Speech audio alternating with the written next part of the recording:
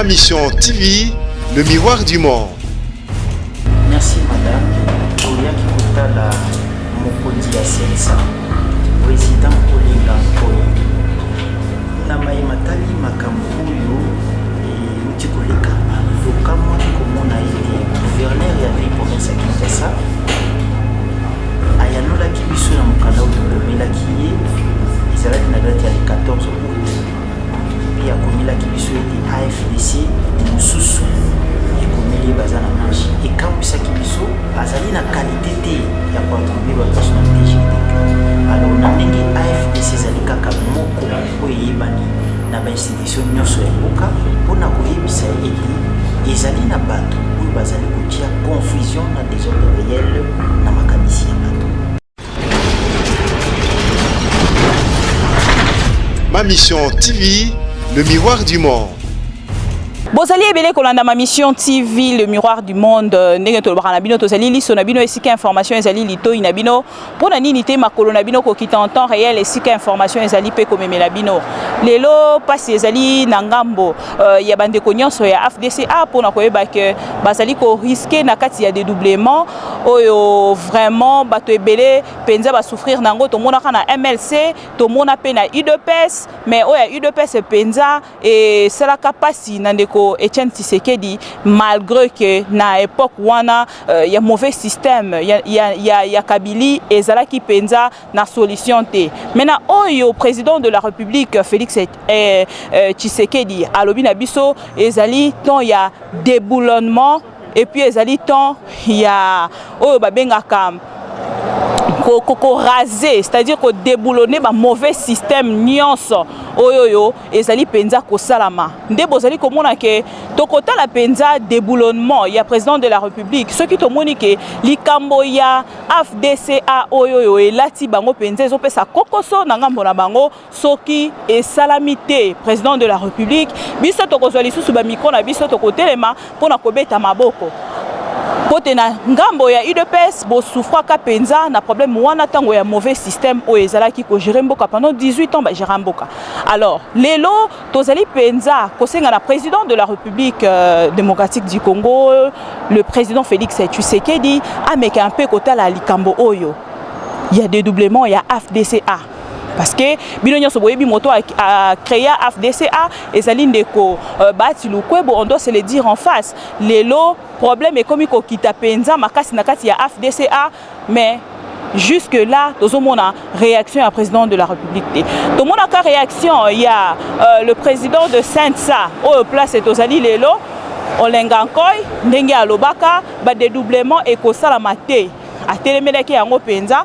Nde lelo bandeko ya AFDCA baye lisusu komona président ya Saint-Sa pona komeka un peu ko solola na ye ko talisa ye o bango bazali koyoka na matoi na bango pe o bango moko bayoki na monoko ya gouverneur de la ville Gentini Ngobila o azali ko talisa bango ke AFDC ezalaka déjà AFDC na bango AFDC abazali koyeba yango te po bazali déjà na AFDC o ezali enregistré na mikanda na bango kuna na hôtel de ville. Tokoti kela bino pendant quelques minutes bolanda ndeko Yvon Yanga o azali maître avocat pe moko ya ba cadre ya AFDCA tokozonga sima po te to clôturer na bino. À tout de suite. Merci madame. Olia Kikutala Mokondi ya Sensa, président Olinga Nkoyi. Namayi matali makambo oyo utikoleka. Lokamwa komona ete gouverneur ya ville province ya Kinshasa ayanolaki biso na mokanda oyo tokomelaki ye ezalaki na date ya 14 août. Puis akomelaki biso ete AFDC mosusu ekomeli baza na marche ekambwisaki biso parce que gouverneur ya ville ya Kinshasa azali na qualité te ya koattribue bapersonnalité juridique. Alors na ndenge AFDC ezali kaka moko oyo eyebani na bainstitution nyonso ya mboka nde toyaki kokutana na papa mokonzi Olinga Nkoyi mpona koyebisa ete ezali na bato oyo bazali kotia confusion na désordre réel na makanisi ya bato. Tosololi na papa mokonzi na likambo wana epuis toyebisi lisusu point mosusu par rapport ya ba rumeur na ba spéculation par rapport à votre poste à la responsabilité dans le gouvernement pour récompenser les patés. Mais le président Assensa a pécivé sur le conseil étant sage, a pécivé sur l'orientation, il y a un monde de saler dans pour éviter l'été, mon boulot côté dans le et puis les conséquences ils allaient m'habiter. Moi dans beaucoup lobby la politique nous sommes le président Assensa pécivé sur le conseil il était d'abord acteur politique très expérimenté. Et puis lui dit papa. Le regroupement FDCA, dirigé par le professeur Madoudou, ma qualité du coordonnateur national de la CNB, on était venu voir le président du CNSA, son Excellence Linkoï, au sujet de la correspondance que le gouverneur de la ville avait réagi en date du 14 août pour notre démarche, pour notre information de marche. On a été surpris que le gouverneur de la ville nous avait répondu dans sa correspondance qu'il y a un autre AFDCA, alors que dans les institutions de la République, au niveau du ministère de l'Intérieur, au niveau du ministère de la Justice, au journal officiel, nous avons qu'un seul AFDCA dirigé par le professeur Batilko. Alors, pour éviter le pire et pour éviter toutes les conséquences néfastes, on a voulu voir le vieux sage, le président du CNSA, le président Linkoï, et nous apporter des conseils, des orientations très importante. Donc nous y espérons, avec ces orientations politiques, nous sommes déjà dans le bon chemin et nous allons voir dans quelle mesure nous allons tenir informés aux autorités au niveau du président de la République, au niveau de la primature et à son institution pour qu'ils soient informés de la situation que l'AFDC est en train de vivre. Et quelle a été la réponse du président du CNSA? La réponse du président du CNSA a été très sage. C'est vraiment un papa qui a des conseils, des orientations politiques sages.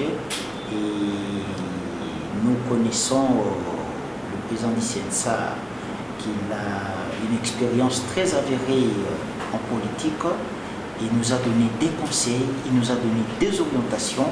Et on se réserve de le dire ici à la télé, nous allons écrire officiellement au président de la République, au Premier ministre et à son institution pour qu'il soit informé de la légalité, de la légitimité et le droit de l'AFDC qu'il revient qu'à lui-même, auquel le professeur Batilko est la seule autorité habilitée et compétente à prendre les décisions. Voilà. Et quant à la démarche que vous avez entamée autrefois, est-ce que vous continuez toujours, vous maintenez toujours votre démarche de faire la marche sur le terrain ou bien vous allez changer par rapport à la mesure prise par le gouvernement? Bon, le marche, c'est l'une des stratégies politiques, madame.